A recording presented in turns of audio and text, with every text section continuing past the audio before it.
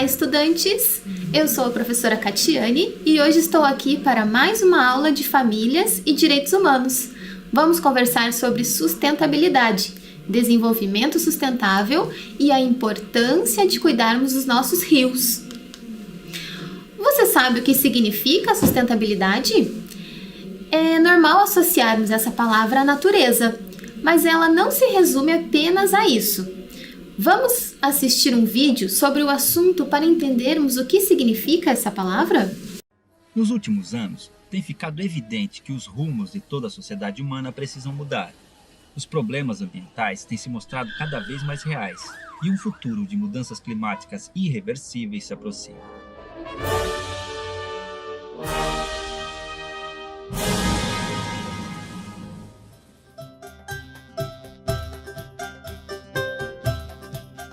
Em suas origens, a espécie humana era nômade e vivia integrada à natureza. Suas tribos sobreviviam da caça e colheita, e ao perceber o esgotamento de recursos na região onde haviam se estabelecido, migravam para outra área, permitindo que houvesse uma reposição natural do que fora consumido. Com a chegada da agricultura, o ser humano desenvolveu métodos de cultivo e irrigação, além da domesticação de certos animais. Ele descobriu também que a natureza oferecia elementos que, quando extraídos e trabalhados, podiam ser transformados em diversos utensílios. As pequenas tribos cresceram, formando cidades, reinos e até mesmo impérios. E as façanhas do homem, embora fantásticas, passaram a alterar cada vez mais seu meio ambiente. No século XIX, com as máquinas a vapor, movidas a carvão mineral, a revolução industrial mudaria para sempre a sociedade humana. A produção em larga escala dos mais variados itens começou a gerar demanda, e com isso, a extração de recursos naturais foi intensificada. Até a agricultura, que antes era destinada à subsistência, passou a ser de larga escala, com cultivos destinados à venda para diversos mercados no mundo. Atualmente, esse modelo de consumo, produção e extração desenfreados ameaça não apenas a natureza, mas sua própria existência. Percebe-se o esgotamento de recursos essenciais para as diversas atividades humanas e a extinção de animais que antes eram abundantes no planeta. Por esses motivos, é preciso que o ser humano adote uma postura e atitudes mais sustentáveis. A palavra sustentável vem do latim sustentare, que significa sustentar, apoiar, conservar. Em 1987, a ONU definiu sustentabilidade como o desenvolvimento que responde às necessidades do presente, sem comprometer as possibilidades das gerações futuras de satisfazer suas próprias necessidades. A sustentabilidade possui 4 vertentes principais: ambiental, econômica, social e cultural, que tratam do uso consciente dos recursos naturais, bem como planejamento para a reposição dos mesmos, do reaproveitamento de matérias-primas e o desenvolvimento de métodos de produção mais baratos, da integração de todos os indivíduos na sociedade, proporcionando a eles as condições necessárias para que exerçam sua cidadania, e da integração entre o desenvolvimento tecnológico e social e as heranças culturais de cada povo. Para que isso ocorra, indivíduos, entidades e governos precisam atuar juntos, seja utilizando meios alternativos de transporte, reciclando, incentivando a permacultura, o consumo de alimentos orgânicos ou fomentando o uso de fontes alternativas de energia. Está nas mãos de cada um de nós assegurar não apenas a nossa própria qualidade de vida, mas também a das próximas gerações.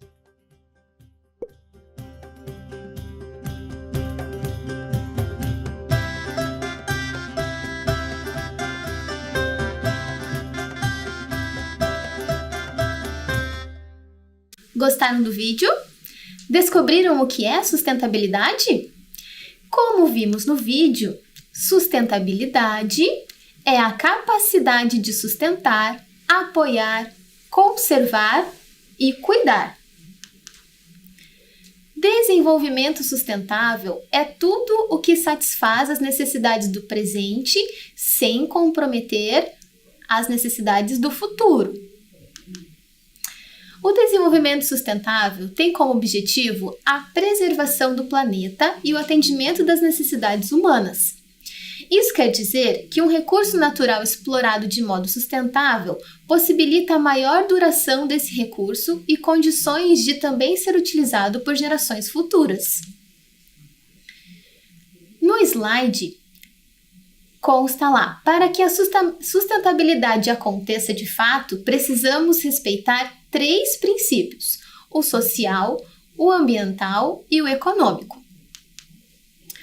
Social. Diz respeito às pessoas e suas condições de vida, como educação, saúde, violência e lazer. Ambiental. Refere-se aos recursos naturais do planeta e à forma como são utilizados. Já o econômico, relacionado com a produção, distribuição e consumo de bens e serviços. Vejam agora algumas práticas necessárias para o fortalecimento do desenvolvimento sustentável. Equilibrar a distribuição de renda. Utilizar tecnologias limpas. Incentivar a ciência. Possibilitar o acesso às tecnologias. E nós? O que temos a ver com isso? Como podemos ajudar? Bom, nós podemos mudar pequenas atitudes que causam um grande impacto. Observe algumas destas atitudes. Evitar o uso de sacolas plásticas. Separar o lixo para coleta seletiva. Reciclar, reutilizar e reaproveitar materiais. Economizar água e luz. Preocupada com a sustentabilidade, a Organização das Nações Unidas definiu, depois de muitas conferências ambientais, alguns objetivos a serem cumpridos para que os países consigam alcançar um desenvolvimento sustentável. Observe a tela com alguns desses objetivos. Vemos aí os 17 objetivos das ODS. Hoje, quero que prestem atenção ao objetivo 6. Ele diz respeito a um recurso natural muito importante para a nossa vida, a água. Esse recurso natural é primordial para a nossa existência. Quero que vocês assistam agora a um vídeo falando sobre essa ODS.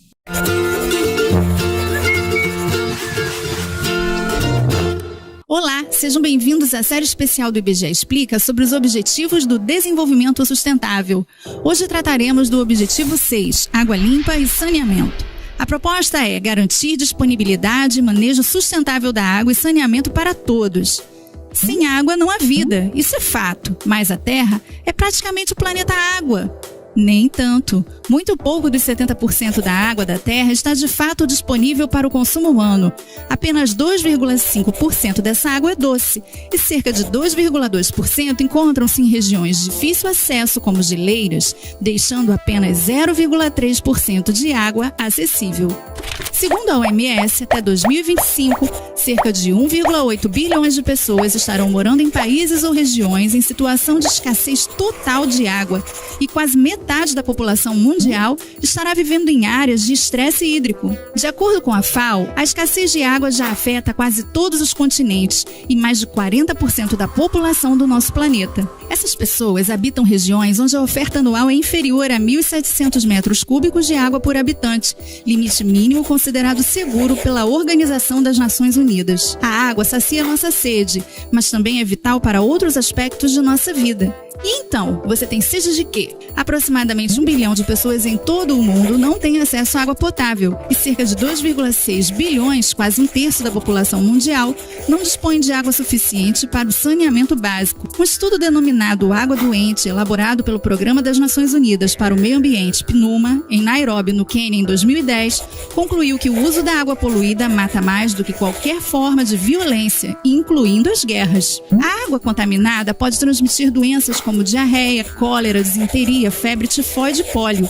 Estima-se que a ingestão de água contaminada cause mortes por diarreia em 502 mil pessoas por ano. E pensar que o simples ato de lavar as mãos pode ajudar a prevenir tantas doenças.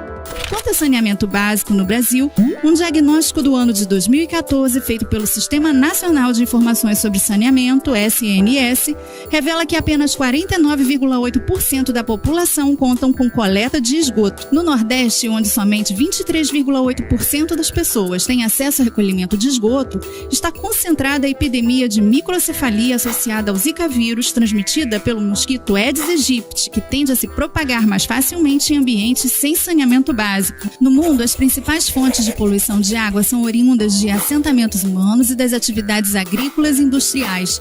Nos países em desenvolvimento, 80% do esgoto é despejado sem tratamento diretamente nos corpos d'água, o que diminui ainda mais a disponibilidade dos recursos hídricos.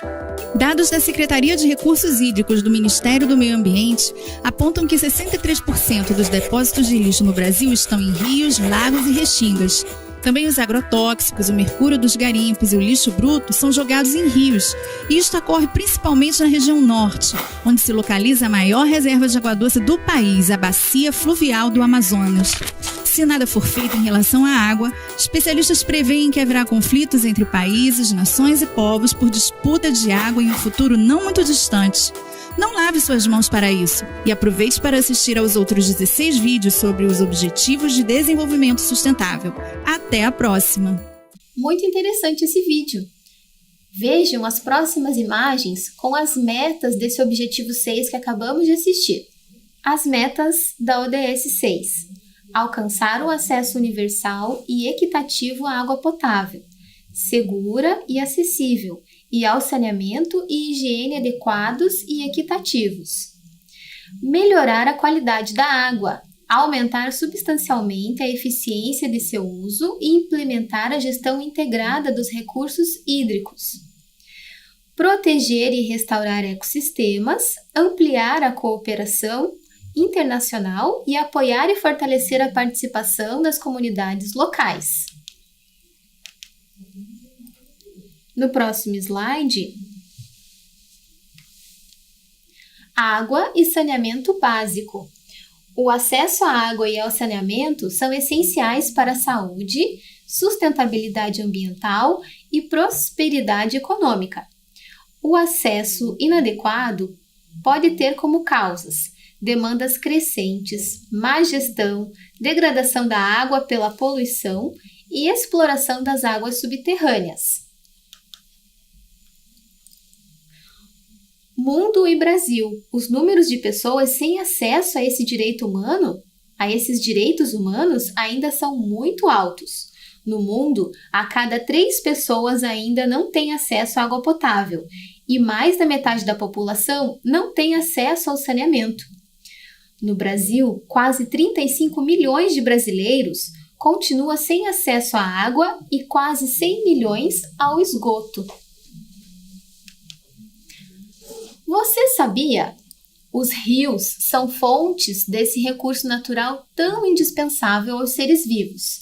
Além disso, tem grande importância cultural, social, econômica, histórica. Milhares de espécies da flora e fauna, inclusive a espécie humana, consomem água de rios que precisam ter uma qualidade adequada para os diversos usos. Dos rios provém grande parte da água consumida pela humanidade para beber, cozinhar, lavar, conservar alimentos, cultivar plantas, criar animais, navegação, dentre outros usos. Veja a imagem da capivara no rio representando a nossa natureza.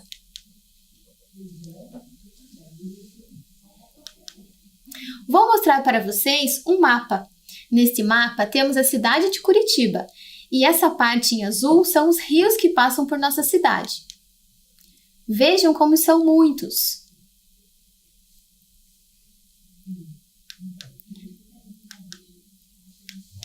E agora, o próximo mapa também trata-se da cidade de Curitiba. Vou ler para vocês o que consta ali nesse slide com o nome dos rios que passam pela nossa cidade. Temos a bacia do Rio Belém, a bacia do Rio Passaúna, a bacia do Rio Barigui, bacia do Rio Ribeirão dos Padilhas, bacia do Rio Atuba e bacia do Rio Iguaçu. Como vimos, vários rios passam pela cidade de Curitiba. Muitos deles nem percebemos. Observem na tela alguns rios que cortam a nossa cidade. Temos o Rio Barigui. Olhem a imagem do Rio Barigui. Rio Iguaçu. Rio Atuba, Rio Passaúna, Rio Belém. O Rio Belém é um rio curitibano, pois nasce e morre em Curitiba. Convido vocês a assistirem um vídeo sobre esse importante rio. O Rio Curitibano. O Rio Belém é conhecido por ser um rio genuinamente curitibano. Isso porque sua nascente e sua foz estão localizadas dentro da cidade de Curitiba. Ele compõe a bacia hidrográfica do Rio Belém, que possui mais de 87 quilômetros quadrados. Esse importante rio nasce no Parque Nacional das Nascentes do Rio Belém, que fica situado no bairro Cachoeira e possui mais de 40 mil metros quadrados, além de uma infraestrutura moderna para a preservação da natureza. Ao longo do seu trajeto, seu leito é margeado por ciclovias, ruas, parques, casas e indústrias, mas em alguns trechos não é possível vê-lo, pois o rio é canalizado. A paisagem natural do rio foi sendo transformada com o passar do tempo e o crescimento da cidade de Curitiba. Originalmente, o leito do rio media pouco mais de 17 quilômetros de comprimento. No entanto, na década de 30, o Rio Belém passou por vários processos que alteraram o seu curso, como, por exemplo, a retificação e a canalização de um trecho do seu leito, na região central da cidade, o que reduziu significativamente o seu trajeto até a foz. Em alguns pontos do Rio Belém, acontecem ocupações irregulares e desmatamento da sua mata ciliar, e ainda o derramamento irregular de esgoto em suas águas. Atualmente, o rio é considerado o mais poluído dentre os rios que banham a cidade de Curitiba, e por esse motivo, existem projetos governamentais da população e também de organizações não governamentais para sua recuperação. Esses projetos buscam incentivar a regularização do esgoto, propondo campanhas de reflorestamento das suas margens, ações para que não sejam jogados resíduos e lixo em seu leito e a construção de um parque linear e de áreas de lazer destinadas à população ao longo do trajeto do rio. O Rio Belém passa por vários espaços da cidade, mas é no Parque São Lourenço, no bairro de mesmo nome, que podemos encontrar um grande lago, abastecido por suas águas. Nesse parque, adeptos de práticas de exercícios físicos têm uma pista para corrida, caminhada e ciclismo que circunda todo o lago. Originalmente, o lago do Passeio Público de Curitiba também era formado pelas águas do Rio Belém. Atualmente, o rio ainda percorre um trecho na região, porém, agora ele é canalizado. Após passar por tantos lugares, o rio deságua nas cavas do Rio Iguaçu, nas proximidades do Parque Náutico, quase na divisa com o município de São José dos Pinhais. A água dos rios é uma preciosidade e é fundamental para a existência da vida de todos os seres.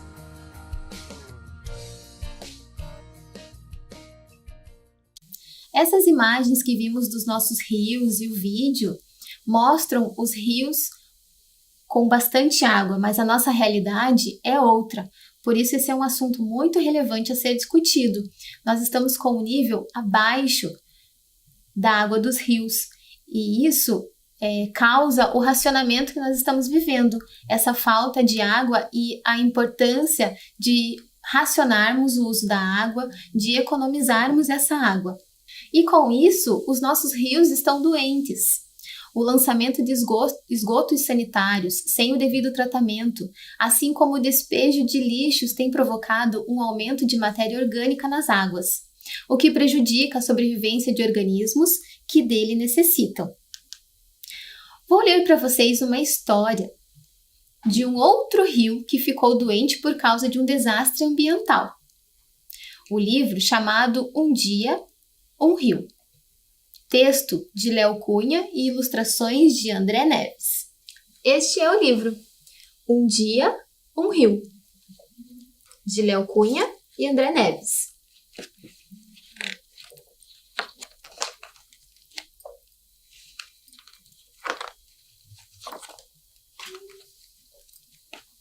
Um rio, cama de canoa, espelho da lua, caminho de peixe, carinho de pedra.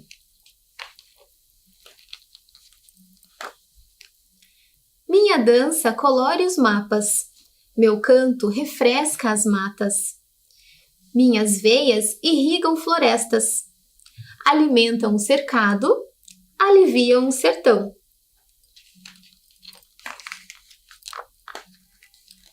Corri por entre tribos, povoados, gentes. Enchi de casos os pescadores, de lembranças os viajantes, de encantos os menestréis. Um dia eu fui rio, bacia, vale. Eu era melodia.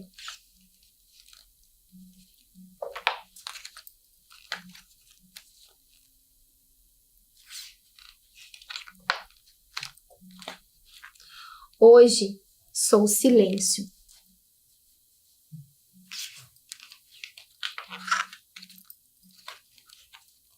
Meu leito virou lama, meu peito chumbo e cromo. Minhas margens, tristeza. Eu era doce, hoje sou amargo. Minha aldeia mora submersa dentro de mim. Com lágrimas de minério, vou sangrando até o mar.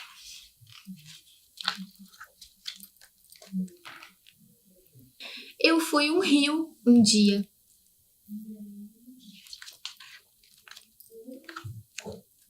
Na margem de cá, eu tive uma escola, um campinho. Ouvi os gritos das crianças, o trote dos cavalos, o apito do trem. Na de lá, tive uma praça, uma igreja, um sino, uma noiva. Ouvia o canto das lavadeiras, as festas de domingo.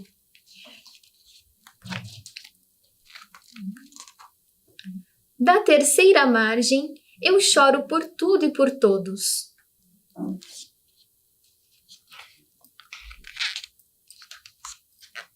Olho para os lados e não vejo mais ninguém. Só restaram cães e bonecas, esperando teimosos pelos que partiram. Nas minhas dobras não sobrou um peixe, um sapo, uma cobra. Ninguém para contar a história. Hoje quem conta a história sou eu.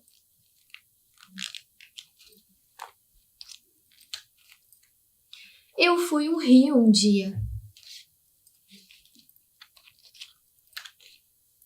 Flores nascem do deserto, a água brota na rocha e à luz da escuridão serei um rio um dia.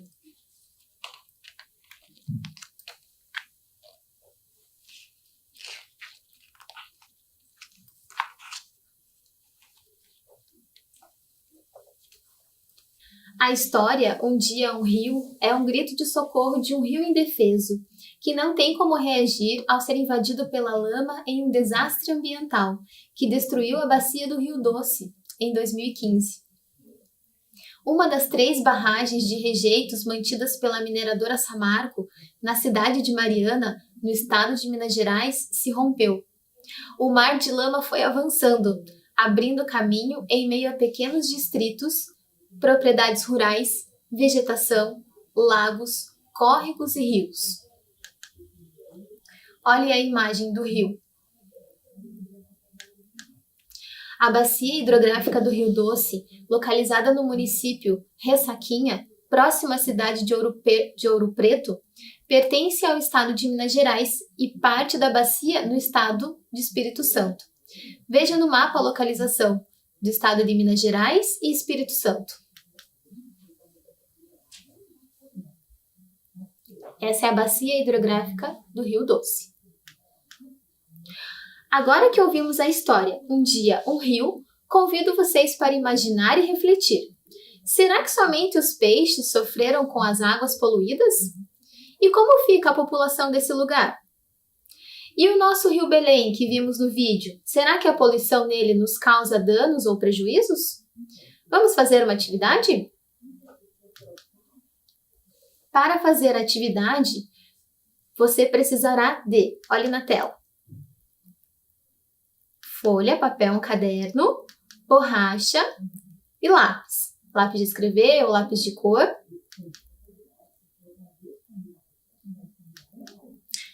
Lembre-se de registrar em seu caderno a data de hoje, família e direitos humanos e a atividade 1.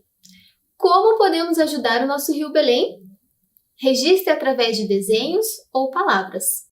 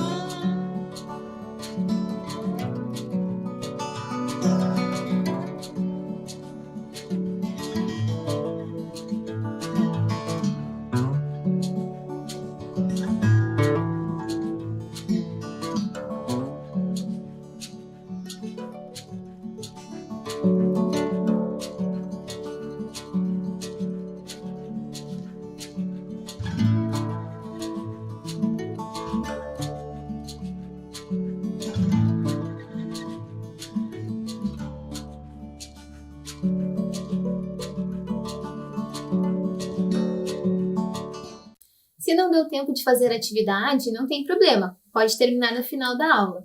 Vamos só retomar então, que o Rio Doce fica localizado em Minas Gerais e Espírito Santo.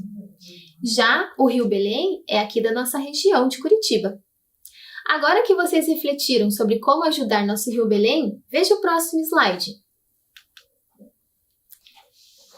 Temos aí na imagem o rio poluído, com resíduos jogados, e uma atitude sustentável, onde o rapaz e uma moça estão ajuntando esses resíduos, fazendo a limpeza do rio. Os rios são as principais fontes de água para o abastecimento das cidades e também dos animais. É deles que retiramos a água que usamos para beber, lavar, irrigar, cozinhar, fazer a higiene pessoal, dentre outras aplicações importantes. A produção de energia elétrica por meio de usinas hidrelétricas é outra importante contribuição dos rios. A utilização dos rios na geração de energia ocorre com a construção de usinas hidroelétricas em determinados trechos em seu curso.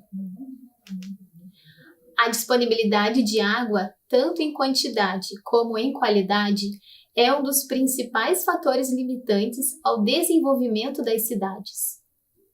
O crescimento urbano desordenado sobre os rios utilizados para o abastecimento público tem graves reflexos na qualidade das águas, com altos custos econômicos e sociais. Por isso é tão importante cuidarmos dos nossos rios. A água é realmente uma substância muito importante para o surgimento e desenvolvimento de vida em nosso planeta. Infelizmente, ao longo dos séculos, as atividades humanas vêm poluindo esse bem tão precioso para nós. É preocupante também porque, além de rejeitos que são lançados diretamente nos lagos, mares, rios, oceanos, os poluentes lançados na atmosfera e no solo também vão parar nesses corpos de água. Você sabe quais são os tipos de poluição da água? Eles são classificados de acordo com a origem, com a causa e também de acordo com as consequências. Veja a imagem de alguns tipos de poluição. Temos a poluição biológica das águas. Ocorre quando a água possui bactérias, vírus, vermes e protozoários, oriundos principalmente de esgotos domésticos e industriais. Eles podem ser lançados diretamente na água ou podem infiltrar-se nos solos, atingindo a água de poços ou de nascentes. As consequências desse tipo de poluição são de várias doenças que podem ser transmitidas aos humanos e animais. A próxima poluição é a poluição térmica das águas.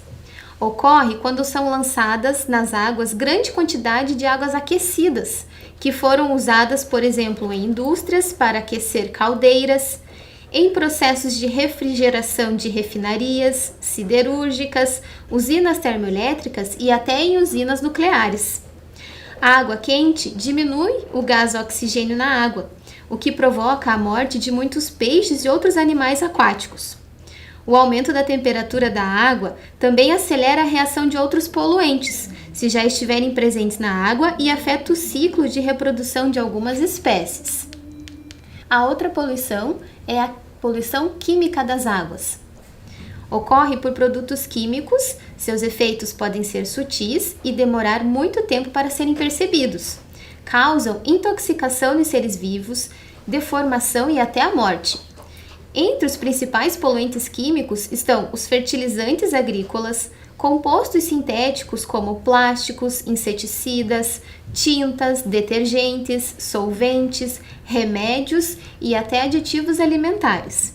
Há também os derramamentos de petróleo por acidente de navios que transportam esse combustível ou mesmo no momento da perfuração, da extração. A outra poluição é a sedimentar das águas. Ocorre, por exemplo, pela acumulação de lixos e detritos que possuem poluentes químicos e biológicos, que impedem a entrada da luz nas águas, o que dificulta a fotossíntese realizada pelas algas e a visualização da comida pelos outros animais aquáticos. A outra poluição que nós temos é a radioativa. Ocorre por meio de resíduos radioativos, lançados no ar e no solo, por experiências nucleares, lixos atômicos gerados em usinas nucleares e em hospitais. Agora que conhecemos alguns tipos de poluições das águas, peço que vocês reflitam comigo. Quem são os responsáveis por causar essa poluição?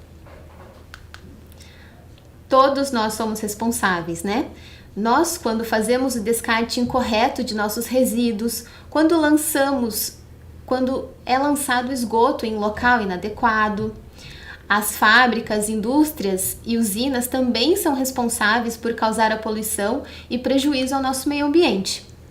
É preciso que haja maior fiscalização do poder público, conscientizando a população sobre a importância de cuidarmos dos nossos recursos naturais, principalmente da água. Quando olhamos para a imagem do nosso planeta, vemos uma quantidade muito grande de água. A cor azul representa a água do planeta. Olhem aqui no globo. Quanto azul nós temos aqui, representando toda a parte da água do planeta. E agora veja na telinha. Planeta Terra. Você sabe qual a quantidade de água disponível para o consumo da Terra? Quando vemos a imagem, acreditamos que há muita água no planeta Terra para consumirmos, que é extremamente abundante e que não há possibilidade de vir a se esgotar, o que não é verdade. De toda a água existente no planeta, 97,5% equivale à água salgada e, portanto, apenas 2,5% representa a água doce.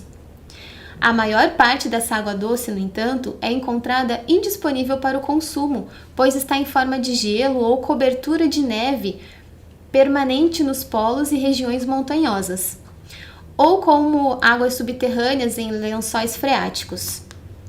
Assim, a quantidade total de água doce na Terra é de apenas 0,26%, que encontra-se disponível para atender nossas necessidades vitais.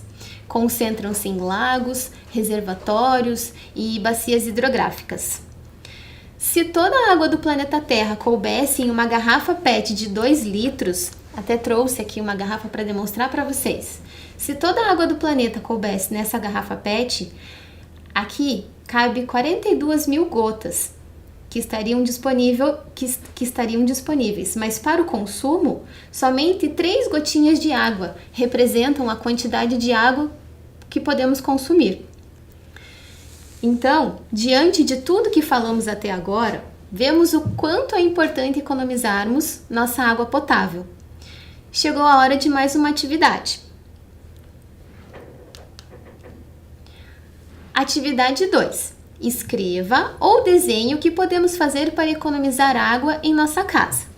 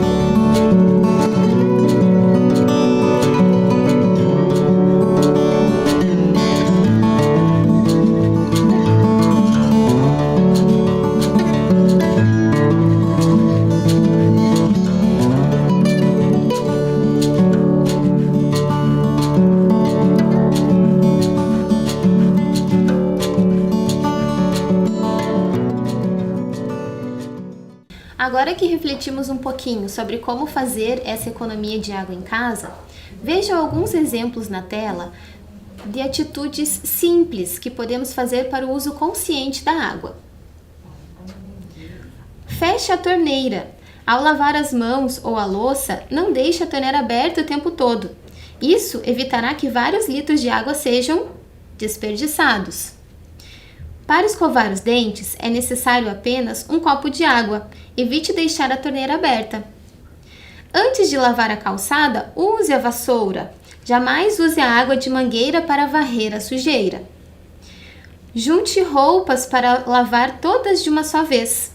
Aproveite a água usando no tanque ou na máquina para lavar calçadas, para ensaboar tapetes, tênis, cobertores, pisos e calçadas. Na tela temos mais alguns exemplos. Seja rápido no banho. Cada 5 minutos embaixo do chuveiro ligado consomem aproximadamente 70 litros de água. Diminua as descargas. Regule periodicamente a válvula hidra ou a caixa de descarga. Use baldes e não mangueiras para lavar o carro. Seu automóvel fica limpo e a economia pode chegar a 300 litros de água. Ao lavar a louça, encha a cuba d'água e deixe-a fechada. Evite deixar a torneira aberta. Enxague a louça toda ao final da lavagem. Assim, o gasto de água é bem menor. Lavar as mãos com a torneira aberta o tempo todo causa um grande desperdício.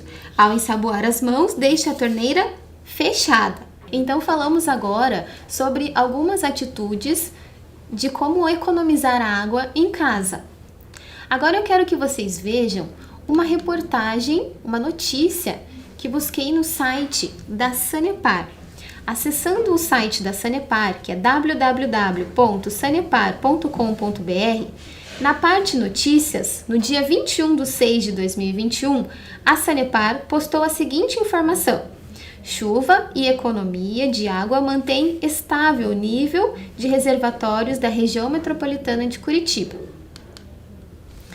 A Companhia de Saneamento do Paraná, a Sanepar, surgiu em 1963 e hoje é uma das maiores empresas em operação no estado. A sede da companhia está localizada em Curitiba, no Paraná. Ela é responsável pelo saneamento básico, coleta e tratamento de esgoto.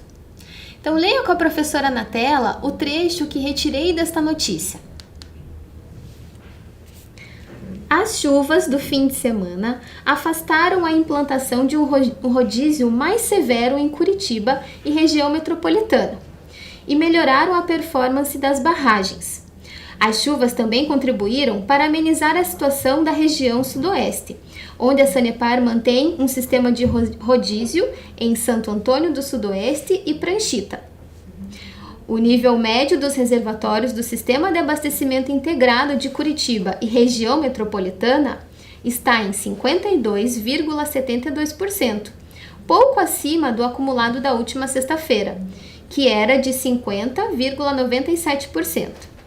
Nesse fim de semana, a chuva registrada nos reservatórios foi de 45 milímetros na barragem do Iraí, 77 milímetros na região do reservatório de Carvalho, nos mananciais da Serra, e de 42 milímetros no reservatório do Passaúna. Esses valores são próximos ao registrado pela Cimepar para a região metropolitana de Curitiba, que foi em torno de 50 milímetros. O sistema de abastecimento ainda representa um déficit de 20%. Uso racional. A Sanepar mantém o alerta de economia da água pela população, orientando o uso prioritário para alimentação e higiene pessoal. As dicas são para reduzir o tempo de banho, manter a torneira fechada enquanto se escova os dentes e se faz a barba. Deve-se acumular roupas e louça para lavar uma vez só. A lavagem de calçada, quintal, carro e a rega do jardim deve ser feita com água reaproveitável e não potável. Como vemos na notícia, apesar das chuvas que tivemos nos últimos dias, ainda não foi suficiente para encher nossos reservatórios, que abastece Curitiba e região metropolitana.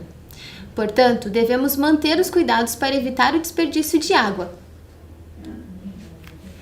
Essa foi a nossa aula de hoje, espero que vocês tenham gostado. Não esqueçam de economizar a água, fiquem bem e até a próxima!